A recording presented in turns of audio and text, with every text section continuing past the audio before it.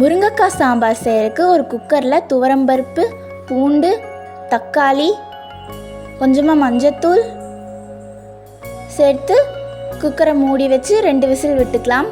இப்போ ஒரு பேனில் கொஞ்சமாக எண்ணெய் சேர்த்து கடுகு உளுந்து சேர்த்துக்கலாம். கொஞ்சமாக வெந்தயம் சேர்த்து சின்ன வெங்காயம் கறிவேப்பிலை சேர்த்து மிளகாய்த்தூள் சாம்பார் தூள் சேர்த்துக்கலாம்.